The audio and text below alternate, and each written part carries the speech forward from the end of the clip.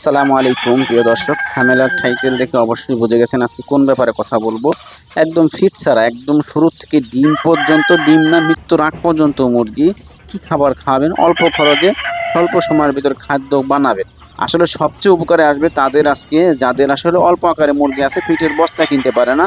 10 piece, 20 piece, 50 piece, 5 piece, 1 piece থাকুক, আসলে ডিমের পার্সেন্টেজ ভালো থাকবে, মুরগি সুস্থ থাকবে, মুরগি সফল থাকবে, মুরগি অসুস্থ হবে না। ফিট ছাড়া মুরগি পালন করবেন ইনশাআল্লাহ। আজকের এই ভিডিও দেখলে একটা ভিডিওতেই শিখতে পারবেন কিভাবে আপনি ন্যাচারালভাবে ফিট তৈরি করবেন। তো আমার ভিডিওটা যারা অবশ্যই নতুন দেখতেছেন তারা অবশ্যই সাবস্ক্রাইব করে দিবেন, আর অলরেডি যারা সাবস্ক্রাইব করে দিচ্ছেন তাদেরকে জানাচ্ছি থ্যাংক ইউ সো মাচ। তো এই যে দেখতেছেন আমি আসলে পাশে বসেই গেলাম আসলে যে কিভাবে আপনাদেরকে ফিট বানাবো। প্রথমে কয়েকটা আইটেম নিয়েছি, একদম ছোট বাচ্চার খাবার তৈরি করতে হবে আপনার। খাবারগুলো আমি কিন্তু এই খাবার একদম বড় মুরগিরও দিই। এই ছোট ফিড, যেই ফিড ওই ফিড সেম ফিডই আপনি বড় পর্যন্ত খাইতে পারবেন একটা ফিড দিয়ে। আসলে কিভাবে বানাবো আস্তে আস্তে করে আমি সমস্ত জিনিসগুলা বলবো।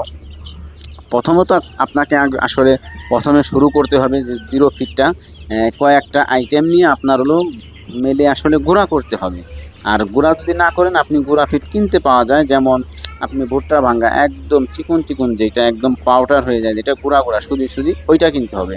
প্রথমত ছোট বাচ্চার থেকে শুরু করতেছি, ওই গুঁড়াটা কিনবেন, আর চিকন যে খুদটা কিনবেন ওই খুদ কিনবেন, আর চিকন যে ভুসিটা আছে চিকন টাইপের ওই ভুসিটা কিনবেন। তিনটা আইটেম হইলো। সাথে একটা ডিসিবি পাউডার ব্যবহার করবেন।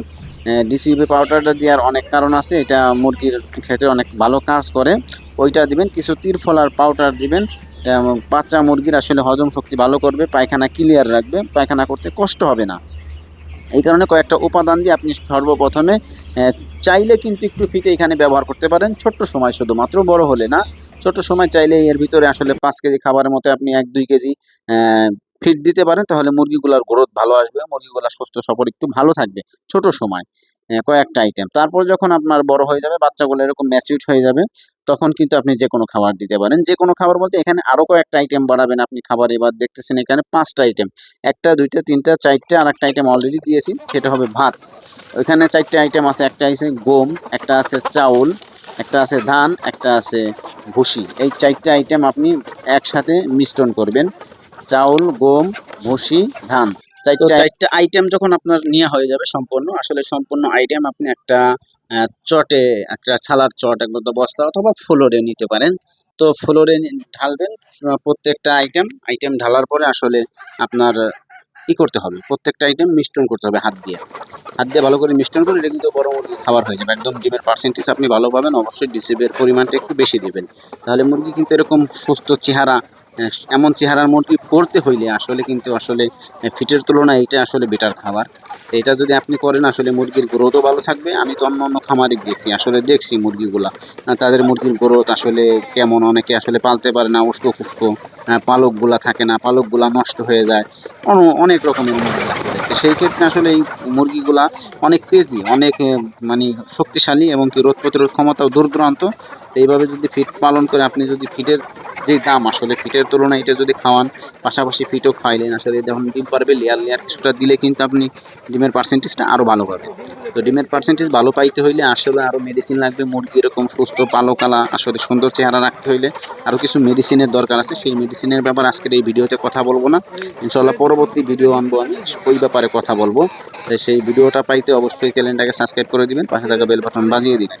সবার আগে ভিডিওটা পেতে আপনি এটা করবেন, যদি আপনার মনে চায় আসলে মুরগিগুলো এরকম সুস্থ সবল রাখবেন, পালবেন, কিছু হবে না মুরগিগুলো, তাহলে আপনি ভিডিওটা আসলে সাবস্ক্রাইব করবেন, অন্যকে দেখার সুযোগ করবেন। এখন কি আপনি পরবর্তী ভিডিও পাওয়ার জন্য এটা করবেন। তো আসলে মূলত এই যে দেখতেছেন যেভাবে মিশ্রণ করতেছি, প্রত্যেকটা উপাদান দিয়ে আসলে যেভাবে মিশ্রণ করতেছি ওইভাবে মিশ্রণ করবেন। আপনিও মিশ্রণ করে এটা যে কোনো মুরগিকে আপনি খাওয়াইতে পারবেন, একদম মৃত্যুর আগ পর্যন্ত। ফিট ছাড়া এটা আসলে আপনি ফিট নিজে তৈরি করলেন। এভাবে যদি আপনি মুরগি পালন করতে পারেন, খাওয়াইতে পারেন, ডিমের পার্সেন্টেজও ভালো পাবেন, মুরগিও সুস্থ থাকবে, সবল থাকবে ইনশাল্লাহ। আমি আশাবাদী মুরগি অসুস্থ হবে না। আর মুরগি সুস্থ রাখার জন্য কিছু মেডিসিন আছে, আগের থেকে অ্যাডভান্সলি চালাইতে হয়, ওইটাও ইনশাল্লাহ পরবর্তী ভিডিও আনবো। আজকের যে ভিডিওটা আসলে খাদ্য কিভাবে বানাবেন, ফিটসারা মুরগি কিভাবে পালবেন, এই খাবারটা আপনার নষ্ট হবে না। আপনি ১ সপ্তাহ ১৫ দিন কিন্তু সংরক্ষণ করে রাখতে পারবেন।